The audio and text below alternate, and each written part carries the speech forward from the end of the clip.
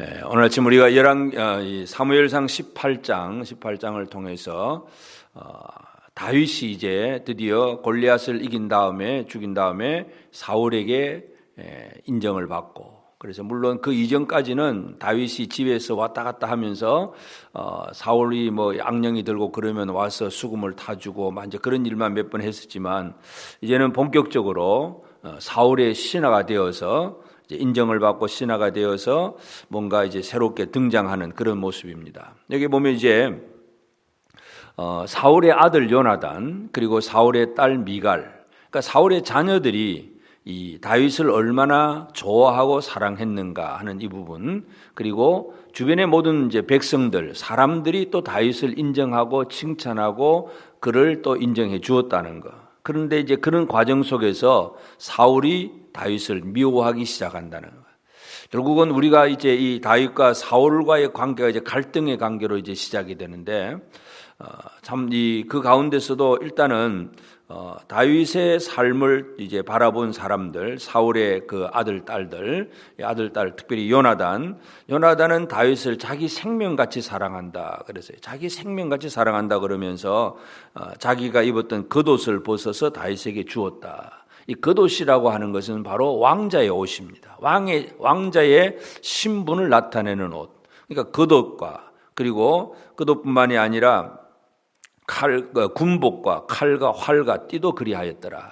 그러니까 왕자의 신분과 그리고 칼, 그 앞에서 우리가 본 듯이 이제 그 블레셋과의 전쟁에서는 처음 전쟁할 때 보면 이스라엘 백성들의 칼을 가진 사람이 두 사람밖에 없습니다. 사울과 요나단.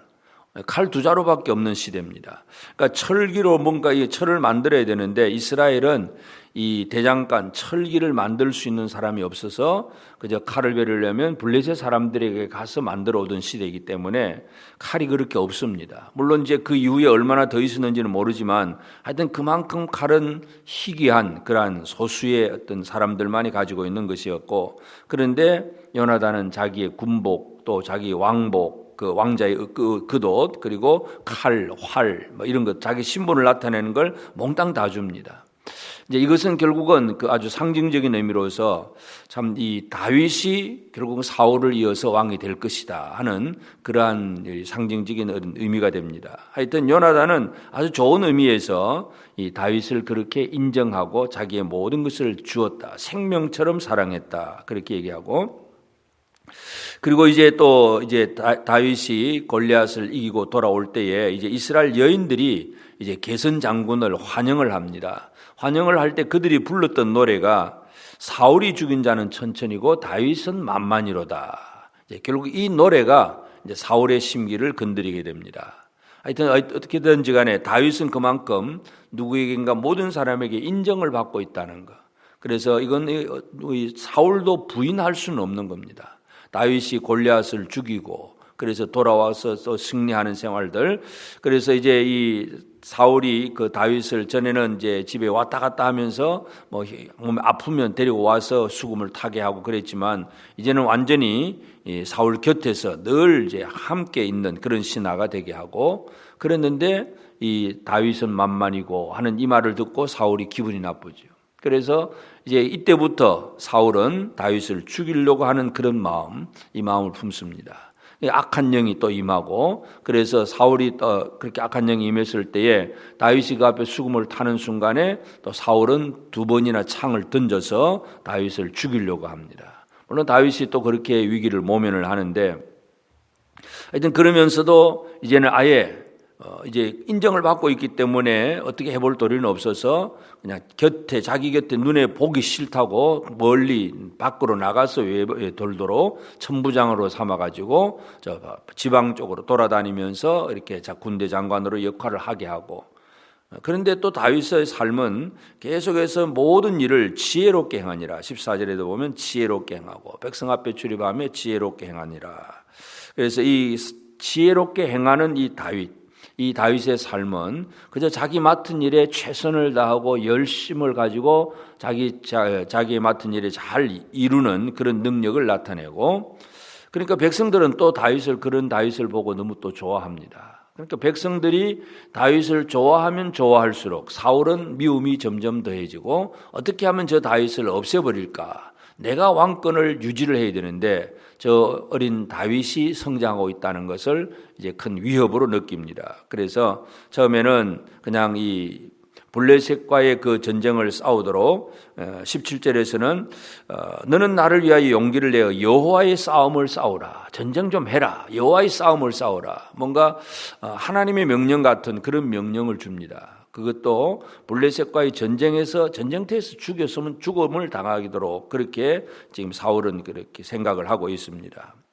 그러니까 또 그 다음에 이제 또 첫째 딸 이제 메랍을 이제 사위로 주겠다고 얘기를 하긴 했지만 또 그것도 주지도 않고 그리고 나면 또 그 다음에 또 사울의 딸 둘째 딸 미갈이 다윗을 사랑하는 것을 알고 그때부터 또 사울이 이제 그 얘기를 합니다. 또 이 미갈을 그러면 아내로 줄 테니까 이 블레셋 사람들의 포피 100개를 가져오라. 이 포피 100개를 가져오려면 100사람을 죽여야 가져올 수 있습니다. 그런데 다윗이 나가서 블레셋 사람 200명을 죽이고 그러니까 2배를 죽이고 가져옵니다. 그러니까 인정을 하지 않을 수가 없습니다.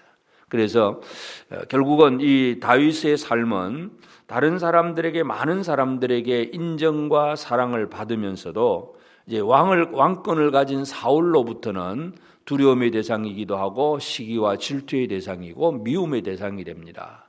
그래서 이것은 이제 하나님께서 이 미움받는 다윗을 이제 훈련하시는 과정으로 오늘 우리는 그렇게 이해할 수 있습니다.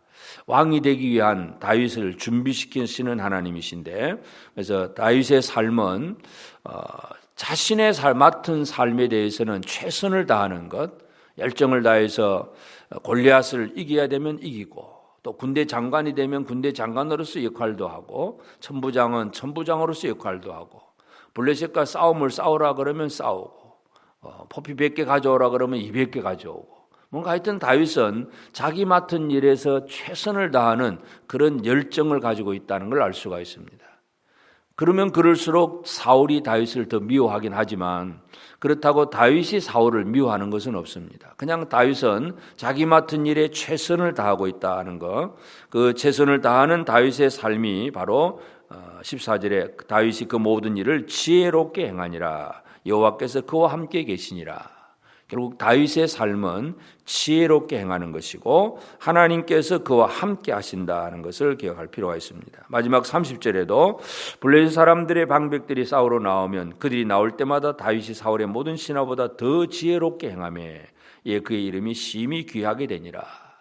다윗의 삶은 지혜롭게 행하는 생활. 지혜롭다는 얘기.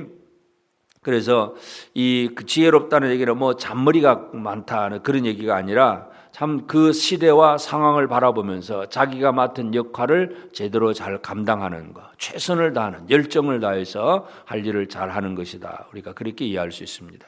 물론 그렇게 하면 당장에 뭔가 다 이루어지는 것이 아니라 오히려 대적으로부터 미움을 받을 수도 있고 공격을 받을 수도 있습니다. 그러나 그 자기 맡은 일에 최선을 다하는 것, 이것이 참 중요합니다. 오늘 우리가 이 사무엘상 18장을 통해서 이 미움을 받지만 그래도 자기 일에 최선을 다하는 다윗의 모습을 보면서 우리가 매일매일 하루하루를 살아갈 때마다 우리가 이 세상에서 내가 하나님 앞에 바르게 살고 믿음으로 살면 모든 것이 만사형통이 아니라 어떤 때는 더 어려운 일이 생길 수도 있습니다.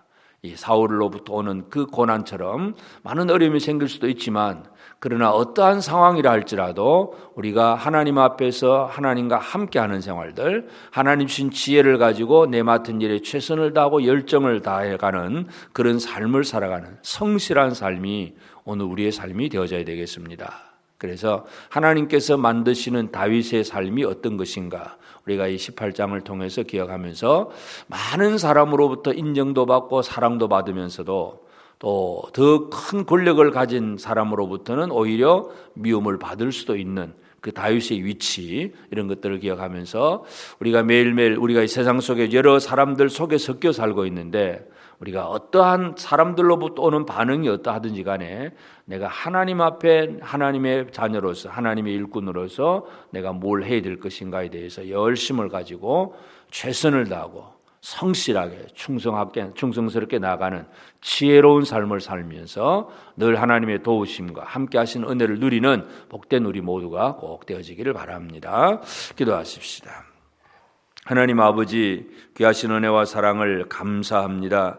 하나님께서 다윗을 택하시고 그를 세우실 때에 참 어린 목동 다윗이지만 하나님 여호와의 이름으로 골리앗을 이기게 하시고 또 많은 사람들로부터 사랑과 또 인정을 받을 수 있는 그런 다윗이 되었지만 또한 그것이 사울의 시기와 질투와 미움을 받는 그러한 근거도 되었음을 우리로 하여금 깨닫게 하셨는데, 하나님 아버지, 우리가 어떠한 사람들로부터 오는 반응이 어떠하든지 간에 아버지 하나님, 우리가 맡은 일이 무엇임을 알고 내 맡은 일에 최선을 다하고 열정을 다해서 주의 사명을 감당하는 우리 모두가 되게 하여 주옵소서. 사랑하는 우리 성도들의 삶이 이 세상 속에서 다윗과 같은 삶을 살아가게 하옵소서.